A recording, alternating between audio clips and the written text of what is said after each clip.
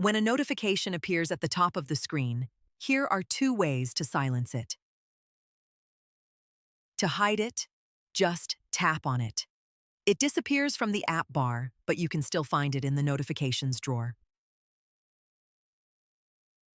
To silence it for a defined time, tap the eye icon on the right. Pick how long, 15 minutes, 1 hour, 4 hours, 8 hours, or until you clear it. Open the notifications drawer from the app bar.